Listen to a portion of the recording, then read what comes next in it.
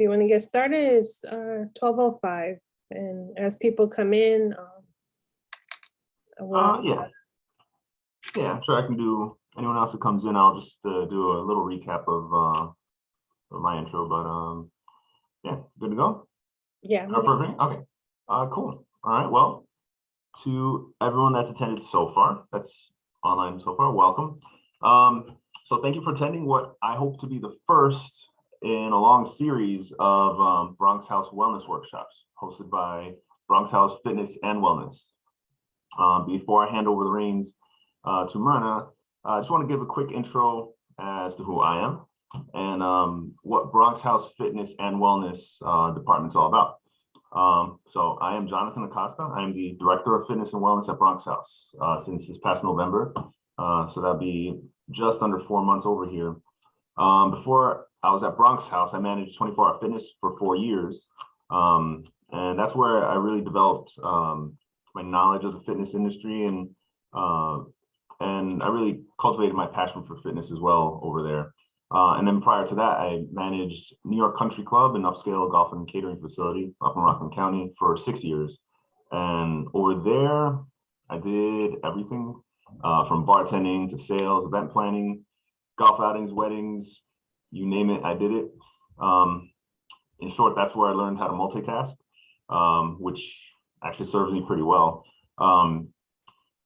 Because bringing that back to my role here at Bronx House Fitness and Wellness, it's a whole lot of multitasking because there's a whole lot that goes into fitness and wellness.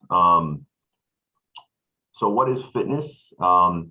That's everything that we have here, from the fitness center to the gymnasium, the pool, even the group fitness classes, Zumba, yoga, Pilates, all that.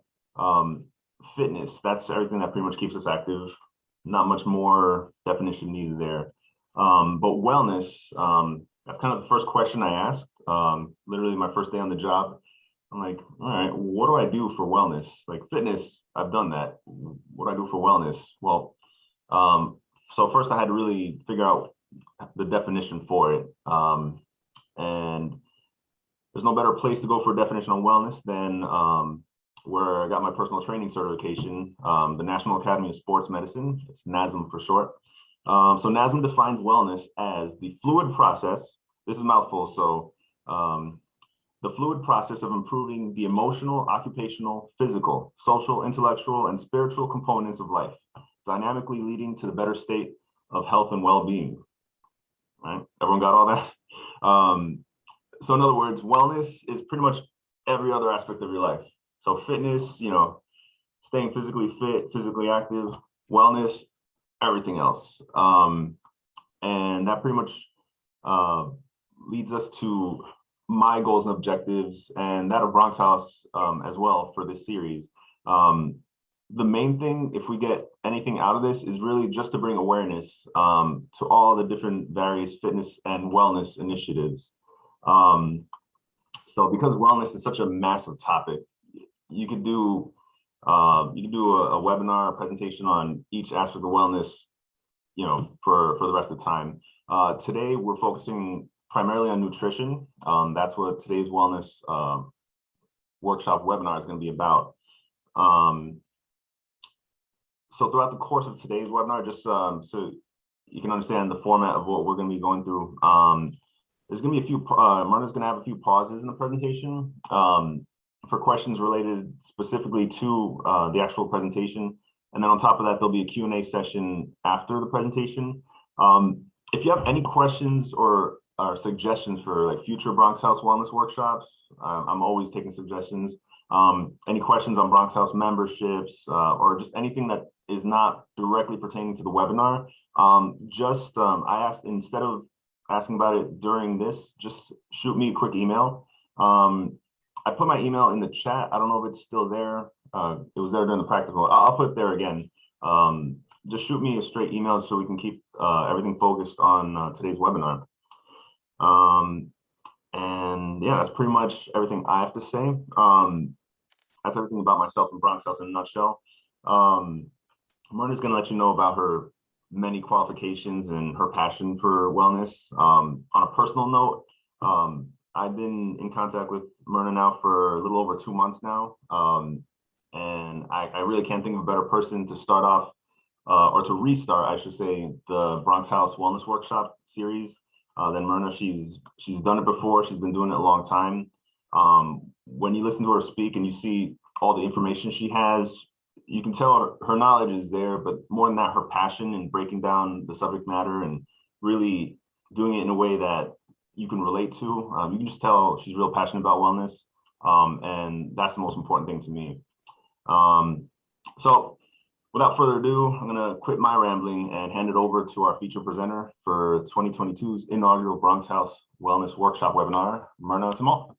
Okay, well, thank you, Jonathan. That was a great intro and inspiring. So welcome everyone. Thank you for attending. I know it's a Sunday afternoon. We appreciate your time to be here with us.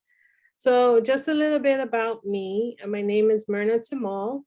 I am the founder of Life Compass Health and Wellness, and my background is basically multifaceted. I'm a research scientist. I currently work in cancer research, but I also have a passion for health and wellness and nutrition. And I've been in the field for over 25 years. And during that time, I've learned that although conventional medicine is great, there was something lacking. And due to personal experience of myself and health issues with family members, I wanted to broaden my scope. And I focus on holistic nutrition and complementary alternative medicine. And I tend to go by the discipline of principles of natural healing. So which means first, do no harm, harness the healing power of nature, identify the root causes, treat the whole person, not just the symptom, to be a teacher, and also focus on prevention. So as Jonathan said, today we're jumpstarting the Bronx House Health and Wellness series for the year. And today we're gonna just do a brief overview on wellness and particularly pertaining to the Bronx residents. So just a disclaimer, this information is just basically not medical advice. It's just for educational purposes. If you do have a medical condition, please seek out consult from your medical doctor or practitioner. And just to start it off, and feel free to raise your hand and or speak. Everyone should have speaking permission. So we're going to start out with a question. So does anyone know about the Not 62 campaign? Have you heard of it? Do you have any idea what it means?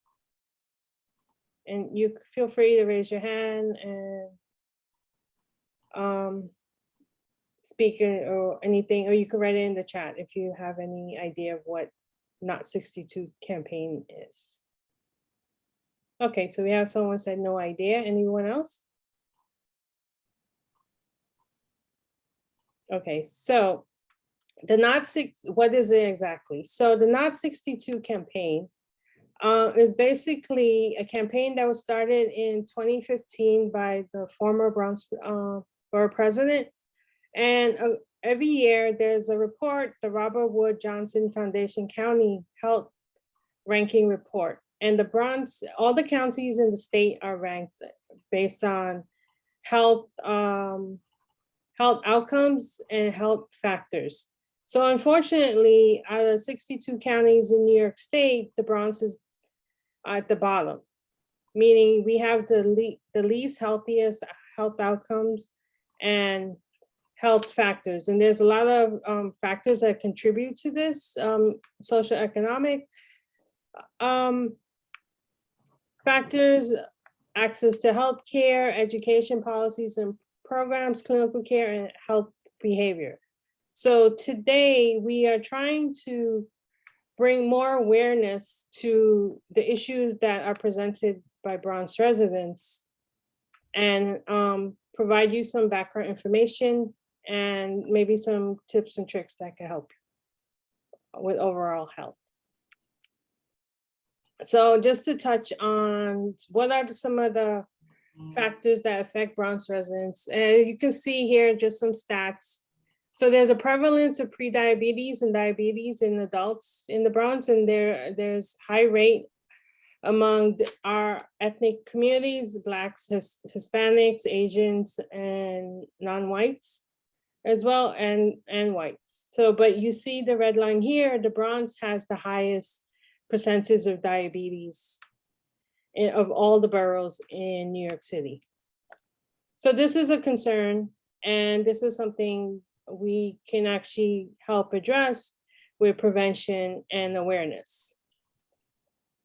Another factor that's concerning for Bronx residents is obesity. And this chart is basically showing the onset of adult obesity in the Bronx County. You can see from the orange line here that we also have the highest rates of obesity in New York City, actually New York State. So these are two concerning factors, and why is this an issue in this day and age? You might you might ask yourself, I mean, there are underlying conditions, and because we are in a pandemic right now, COVID is a concern. And as you can see for the chart over on the left, if you have underlying conditions such as diabetes or obesity and even hypertension, I didn't mention that, but these are like a lot of the different underlying conditions or health issues that are a concern for Bronx residents. And you can see that over here, the Bronx has, if you have underlying conditions or risk factors, the Bronx has the highest in terms of, if you have 3 or more risk factors, let's say you are pre-diabetic or you're a bit overweight or you have obesity and you have hypertension, these all contribute to something called metabolic syndrome, but we could talk about that at a later date, but that puts you at a higher risk. And then if you have these conditions with COVID, you might not fare well. And as you can see, the rates of COVID has subsided, but this is the latest data from New York State. And these are the rates of new cases in the entire city and the daily average. So COVID is here, unfortunately, although it is going down a bit, you have a higher risk of not faring well if you do contract a virus, if you do have underlying conditions. So this is just some of the key points I wanted to address. So now we understand there is a serious health concern for Bronx residents. What can we do to alleviate this problem? And I like to focus on prevention. So you say prevention is key. You know, an ounce of prevention is worth a pound of cure. So how do we prevent or minimize risks? So this is another stats from New York State. Now, if we address some of these underlying conditions, there are preventable hospital stays in the Bronx. Everyone knows with COVID, the healthcare system has been overtaxed with the emergency rooms being flooded and not having enough beds. So here, the Bronx, if we address and manage these conditions, even prevent or sometimes reverse or alleviate them, you can reduce the risk of being hospitalized. So there is hope. So how do we get started? Now, the key is to take control of your health, right? And I like to believe nutrition is a big part, as Jonathan mentioned, because what you put into your body has a traumatic effect on your overall health and well-being, your physical, your mental, and your emotional state. Everyone's probably heard you are what you eat, and that is true because the way your body digests or process or not process or store these things that we ingest impacts our health greatly.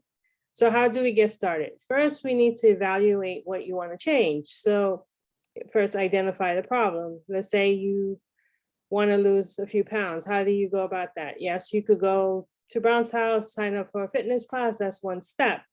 But as Jonathan mentioned, there's also many factors to wellness. So that's emotional, mental, and physical health.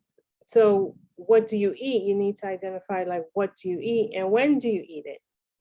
And are you getting the right amount of nutrients?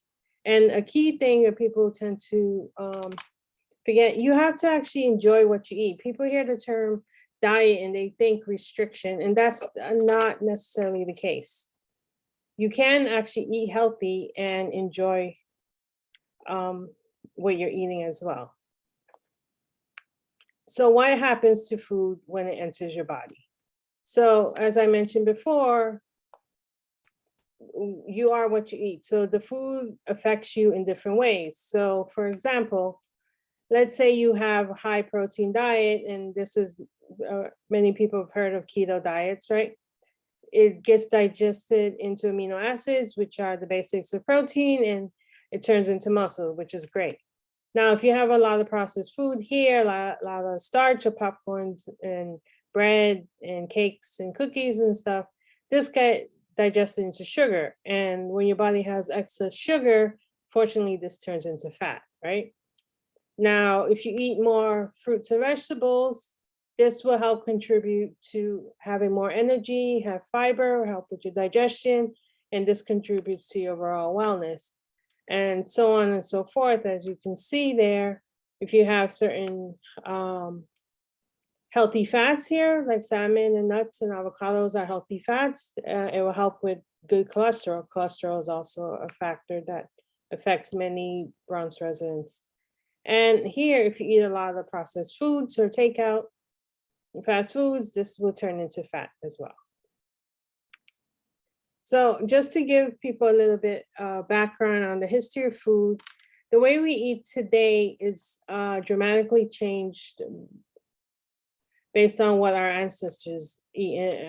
And this is brought about with our modern society of industrialization. We need to get mass production of food and transport it to different areas of the country. And this leads to either depleting the food of the nutrients, removing it so it doesn't spoil, and it could be easily transported. But this presents a problem because now the food that we have has pesticides, artificial flavoring, preservatives, and lack essential nutrients. So this becomes a vicious cycle. The poor quality of the foods and other stress factors of our daily life can help mitigate, severe health issues such as fatigue, digestive problems, pain, insomnia, or put you at risk of diabetes or hypertension or obesity.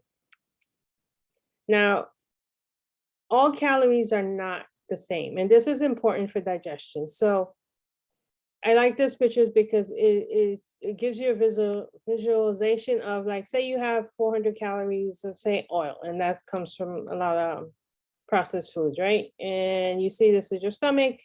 It's there, you're getting a lot of calories, but you're on an empty stomach. There's no nutrient value. Here, if you have, 400 calories of chicken, you have chicken, but you're missing, chicken is a good source of protein, but you're missing essential nutrients. Go back. But here, if you have a combination of fruits and vegetables, you have a variety of different components will actually keep you full and give you the proper nutrients. So we're going to switch gears to whole foods versus processed foods. Does anyone know the main difference? I'm going to go through the main difference, but whole foods are basically what it says: fruits and vegetables, whole grains, unprocessed dairy products. And whereas processed foods, as I mentioned, the nutrients are removed to prevent them from spoiling and easier to transport. Now we have a break in the thing in the presentation. Feel free to talk and answer the question. So I'll pose a question to you. What does your daily diet look like? And how much processed food do you eat? These are just thought questions, and feel free to chime in if you ever thought about this. Has anyone ever thought about this? We'll give people a few minutes to comment.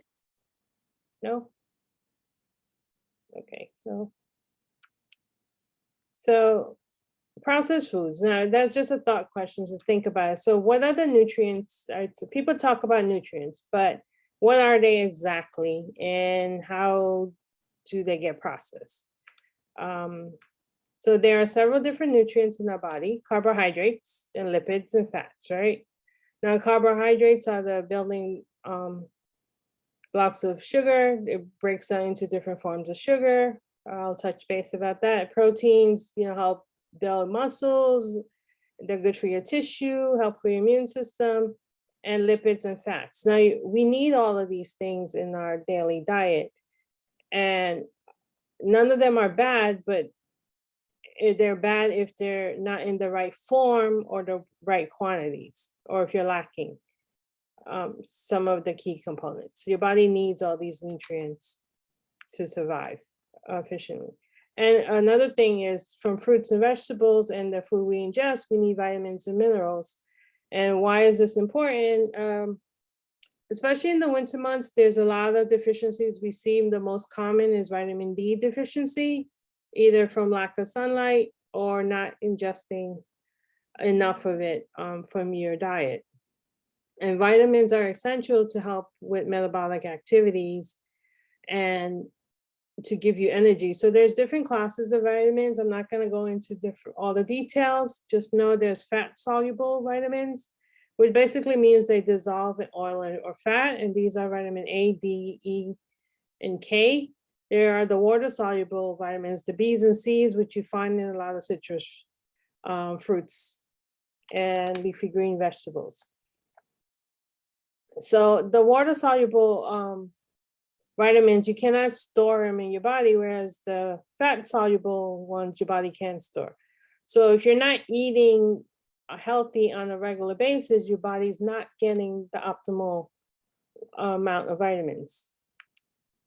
Now, in addition to vitamins, our body needs minerals. So minerals are like micronutrients, like vitamins, but there's different types. There's the macro minerals and the trace minerals, and I'll just touch base a little bit about them. The macro minerals are the calcium, phosphorus, magnesium, sodium, potassium, and all these things are important for blood circulation, your blood pressure, exchange of nutrients, and for your overall energy level and health.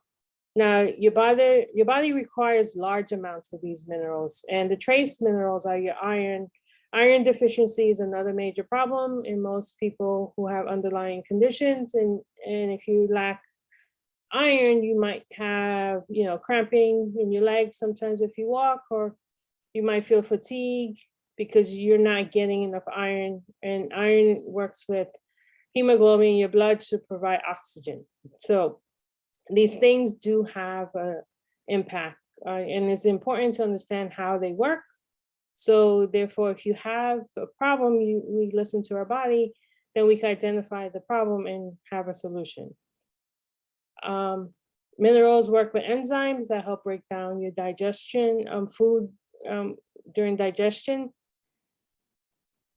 So that's just a little intro to minerals.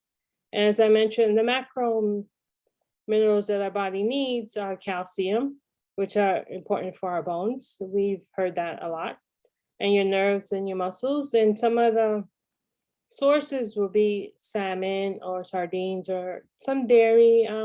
Not big on dairy, but you could get it in different forms, like certain vegetables like cabbage or broccoli. Magnesium is important. It also helps with stress and sleep, but it's important for your nerves and your muscles. And you could get this from leafy greens and nuts and bran and cereals. And phosphorus is, again, also important for storing energy. And your fish and your meats and peas and some meats and poultry are good for phosphorus. Now, this is just a recap of your vitamins and minerals. And just to give you a broad overview, these are the essential nutrients that your body needs on a daily basis, just to maintain optimal health. We're going to talk a little bit about sugar. You know, we always hear about bad sugar, good sugar, carbohydrates. And there's two forms of sugar. There's the complex carbohydrates and the simple carbs, right? So the complex carbs, as you can see, are from the whole foods, your fruits and your vegetables, whereas the simple carbs are from all the processed foods. And not to get into the biochemistry of it, but this is basically distinguished by the different types of chemical bonds and the sugar groups. Now, some of the simple carbohydrates, which are bad, and they're basically one or two sugar molecules that are either mono or disaccharides. And you find these things in like candy and syrup and sodas and honey or processed cookies and some fruit and even in milk and donuts. So these are examples of the simple carbs, which are not ideal for you. Now, the complex carbs are known as starches, and they're made of or two or more links of different carbohydrates, so sugar molecules. And you find these in grains and pastas and oatmeal and your veggies. And these are better because with your complex carbs, when you get it from your natural food sources, they actually have fiber as well, which work in tandem with the natural sugars. So you have less spikes in your blood sugar. One of the things with diabetes is your body doesn't know how to process insulin or utilize the glucose, and we'll get into that. So if you eat a lot of simple carbohydrates, you tend to get higher spikes in blood sugar. And if you have excess bad sugar in your blood, your body doesn't know what to do with it, so it has to store it, and it stores it in a form known as glycogen, which actually is stored in the liver, and this could actually lead to fatty liver disease. So you see there's a vicious cycle. So the food that you would eat has a direct effect on your metabolism and how your body reacts. Now we have another question. So what is the worst type of sugar? Does anyone know?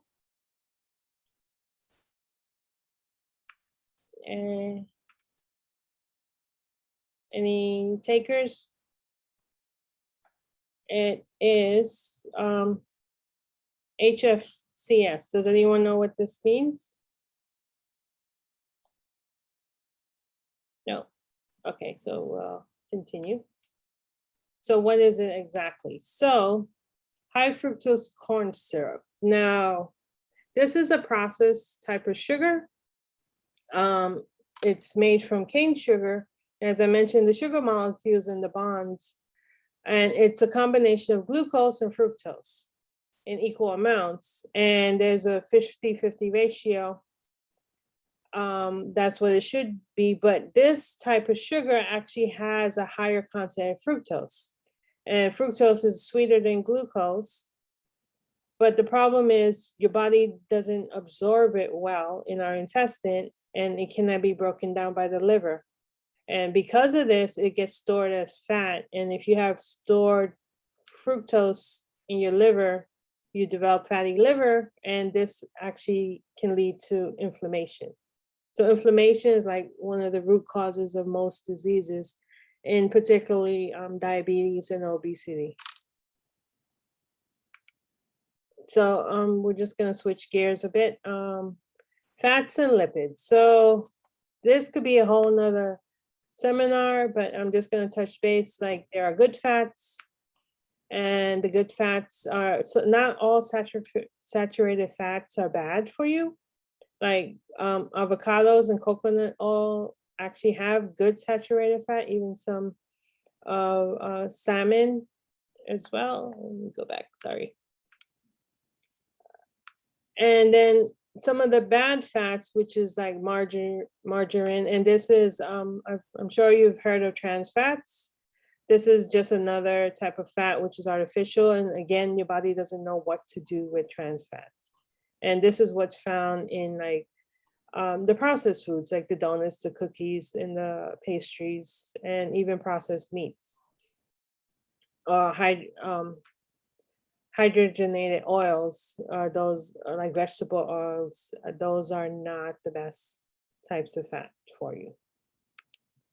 Now, I'm going to just touch base a bit on diabetes, since that's one of the main concerns for residents in the Bronx, and actually nationwide. There is something called diabesity, which combines diabetes and obesity, and it's an epidemic in the US because of the Western diet, but you don't hear that much about it. But it is a major concern. And the reason being is like, what is diabetes? And it comes from the term, the Greek word meaning to siphon, right? So it's consistent of a group of conditions, metabolic diseases. So there's type 1, which can be genetic, hereditary, because your body your pancreas, which produces insulin, insulin actually helps your body absorb glucose, but your pancreas doesn't produce enough insulin. So usually children have type 1, or young adults type 1. But type 2 is the one that develops and is directly linked to our environment and the food that we ingest. And type 2 diabetes usually occurs in adults, and the body doesn't process the insulin or doesn't utilize it enough. And because of this, there's this term called insulin resistance. Now, prediabetes is when your system is being overtaxed and you have high blood sugar, but you're not quite at the stage of type 2 diabetes. And then there is something called gestation diabetes, which high blood sugar occurs during pregnancy, but usually the body corrects itself and this resolves naturally in most cases. And new studies are showing that Alzheimer's disease, which affects your memory, is considered type 3 diabetes, because there is a direct impact of excess glucose, which affects your brain. And I won't go into it now, but there is a direct link between your brain and your gut.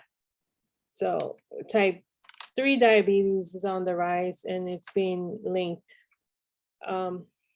with, bad management of glucose. So what do you do and how do you address these conditions? And one thing you could start with, if you're focusing on diabetes or blood sugar and just in general health, you could eat a low glycemic index. So just if anyone is not aware, the glycemic index is basically a rating of how food gets absorbed and processed in your body and how it gets converted into glucose. So you want to eat foods that have a low glycemic index, more of it. So you have your proteins, your leafy greens, your healthy fats, and fibrous foods.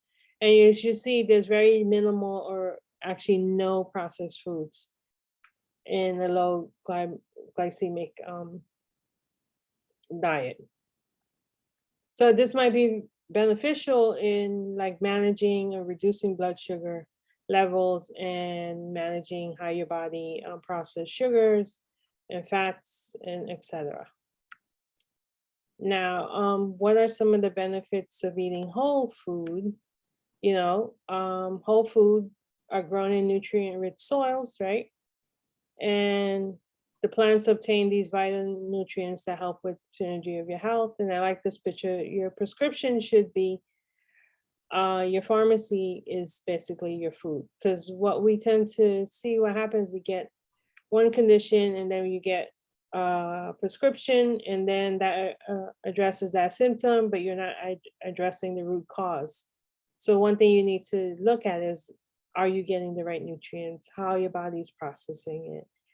And how you feel, as well. So whole foods actually contains fiber, and fiber actually helps lower the amount of blood sugar in your system and process it at a slower rate. And it has anti-inflammatory, antioxidants, where it helps prevent DNA damage, oxidative stress in your system. So those are some of the benefits of whole foods. Now, one thing I recommend is to eat seasonally. And this is important. People think that if you eat organic, that it becomes expensive. It is not necessarily true. If you eat things which are in season or come from farm to market, they have the most flavor because they're grown in season. They're more readily available, so they're actually cheaper and they're more economical, and they're more environmentally friendly, and they have less pesticides, and they're not being transported over long distances. So that reduces what's known as the food mileage. So this chart is just something I like to tell my clients to eat the colors of the rainbow. Now, if you eat the reds, that is great for your heart and anti-aging. So if you think of red fruits like tomatoes and cherries and strawberries and red apples are great for the heart. The oranges are for your immune system, and that can range from apricots to, pumpkin, oranges, of course, sweet potatoes. The greens are great for the morning for detox. So you have, your green leafy vegetables, broccoli and grapes, and so on and so forth. The blues and the purples are great for your brain health and your nervous system. And the yellows are your anti-inflammatory. So when you're shopping, it's great to think about colors. And if you get an idea of what the colors mean, then you could help, navigate your shopping a little bit better. So we have we're going to get into shopping. So how do you shop? And what do you need to look at? Now, I guess if anyone have any comments, feel free. Like when you shop, like what do you shop for? Like what does your shopping list look like? And what should you look at? Anyone? No? Okay. Well, I will get into it. So there is important to read labels. Now, how do you read labels? There are several things, and I'm not going to go into all the details of this right now, but it's important to look at serving size, which is important. Now, it says per serving. So if you have something per serving and it will say it has 5 servings, you have to multiply that number, by per serving. So you might think something is low in calories or all the ingredients, but you have to look at per serving size, right? And you have to look at the fats, as I mentioned before, like the total fats, the saturated fat and the trans fat, as well as the cholesterol. The sugars are important. As I mentioned before, the amount of sugar, like 19 grams of sugar, might be a lot for one thing. And if you combine that, let's say you have 19 or 20 grams of sugar and you have 5 servings, you're already eating like 100 grams of sugar, which is excessive. So it's important to look at the labels. And the calories do matter, but I think the nutrient content matters the most. And the key things is to look at the sugar, the carbohydrates, the protein content, and the fiber. And all these, and some of the nutrient things, like some things have no vitamin, or they have excess, have 50% vitamin. So this is reading a label. So when you're shopping, just look at the labels, and it's not listed here, but then when you look at the active ingredients or the active and inactive ingredients in the label, if you cannot pronounce the name and it has a long scientific name, and there's more than 10 ingredients, chances are it's probably not the healthiest thing to get. So those are just some tips. And just some practical tips, like when you're shopping, like how do you start eating healthy? You start doing substitution. Instead of having white bread, you can have pita bread or whole bread. And instead of having potatoes, white potatoes all the time, you can have cauliflower, or you could substitute sour cream for Greek yogurt. If you want French fries, you could have sweet potato fries instead. And if you want to have pasta, just switch off to, whole wheat pasta, or actually chickpea pasta is actually pretty good. And this is just some more shopping tips. Like instead of having, say, cow's milk, you might want to get like an almond milk or coconut milk, or now they have oat milk or cashew milk. Those are some of the different things you could get. Instead of getting candies or sweets, you could get fruit, or you could get nut bars or seed bars. Kind bars are actually pretty good, and they have less ingredients, so those are good options. And if you can get fresh foods as opposed to frozen, that's a good option.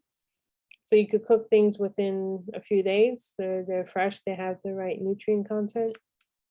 And here are some healthy snack ideas. So, you can have cheese bars, but whole cheese, not processed cheese. You could have like the Terra chips are the vegetable chips, which are great.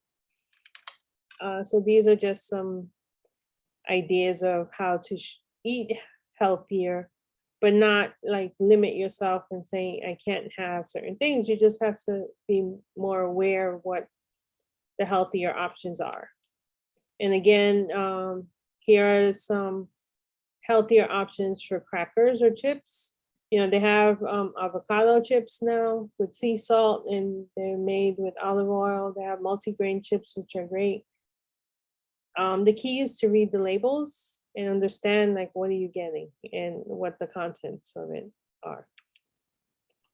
Here are some other options. Instead of getting, fudge sickles, you could get the Yazo frozen yogurt, which are great. Instead of getting, processed, say, chocolate, you could get dark chocolate.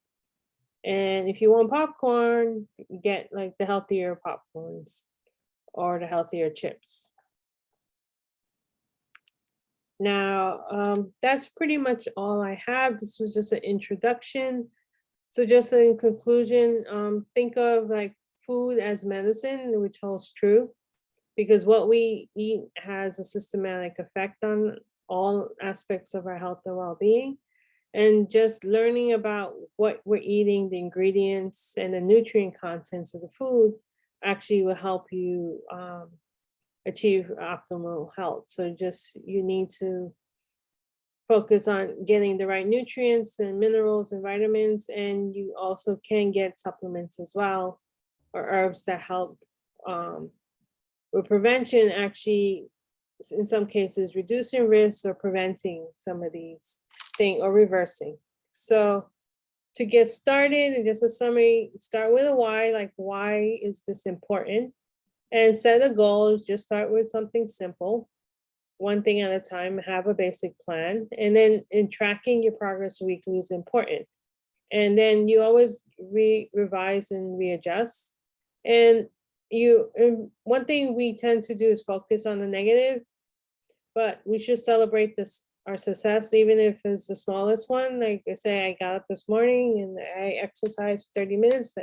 That's something to be proud of. Or I went for a 5-minute walk, or instead of having a diet soda, I got, coconut water. Like those little things matter. And you just keep going and have an accountability partner, which is helpful.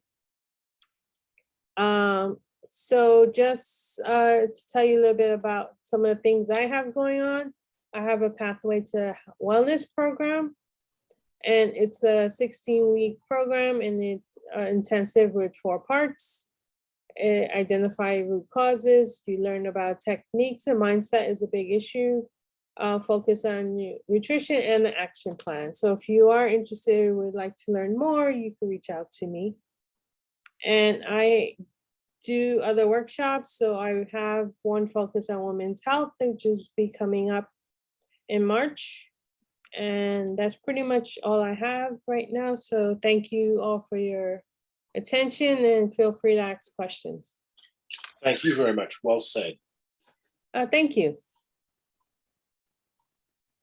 So Jonathan, I'll turn it over to you. And if there's anyone who have questions, I think everyone can speak, I believe. Yeah, I think, well, but I'll let you speak on all the specifics of the actual, nutrition, everything specific to. Okay, Captain Costa has comment. Thank you very much. Very informative. Yeah, so I mean, as you touched on, pretty much each slide could be its own, presentation, because wellness is such, massive topic. So this is a great primer. As you mentioned, this is a great, intro to wellness. And in that vein, at Bronx House, we're really looking, because wellness is such a huge topic, I am really trying to make it at least a monthly thing. I don't have, I would say stay tuned for more updates on the next Bronx House hosted wellness workshop. Again, if you have any questions, you can definitely email me. I get back to emails pretty much 7 days a week, even outside of office hours. So feel free. And then other than that, yeah, that's everything I have.